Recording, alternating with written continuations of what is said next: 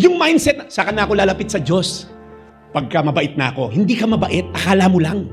Yung magnanakaw sa tabi ni Jesus, sa krus ng Kalbaryo. Hindi naman sinabi ni Jesus na, sayang, late ka na tol. Ngayon ka pa naghihingi ng tawad, mamapatay ka na. Hello? Ano ka, user-friendly? Hindi. Sabi ni Jesus, ngayong araw na to, dadaling kita sa paraiso. Si Jesus, mamahalin ka, and sabi sa Bible, it's His love that compels us. Kaya when I was talking to a person kahapon, huwag mo intindi kung paano magbago. Intindi mo kung gaano ka kamahal ng Diyos. Kasi ang pagmamahal ng Diyos ang magbabago sa'yo. Kaya ikaw na pilit nagbabago, hindi na ako magpo-pornography, hindi na ako magano. Ayan, nag-sin ka na naman. Kasi mali yung inaatake mo. Hindi na ako magdadrugs, hindi na ako mambababae. Mali! Isipin mo, paano kitang mamahalin Diyos? Namatay ka pala para sa akin? Nakakahiya naman kung makakasalap pa ako. Sino rito mahal na mahal mo yung nanay mo, tatay mo? Di ba pag mahal mo yung magulang mo, ayaw mo masaktan? Hindi dahil takot ka sa kanila, dahil sobrang mahal mo, ayaw mo masaktan, correct? Ang gospel hindi moralistic. Magpakabait ka sa kakamamahalin ng Diyos. Baliktad, minahal ka ng Diyos, maging sino ka man.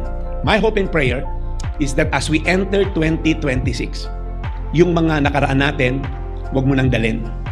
Yung mga issue natin, huwag na natin bitbitin. Kasi ang bigat dalhin sa totoo lang, di ba? Yung unforgiveness, yung jealousy, yung envy, ba't siya naka-BYD na?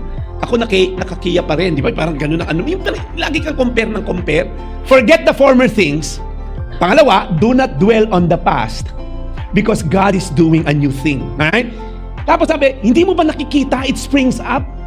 May ginagawa ako, hindi mo nakikita. And then dalawang impossibility ginawa niya. I am making a way in the wilderness and I'm making a streams in the wasteland. Naniniwala ako na this year will be a year like no other for all of us. Naniniwala ba kayo? Sa mga nanonood sa atin, ako'y naniniwala, okay? Hindi tayo parang hyper faith. Hindi.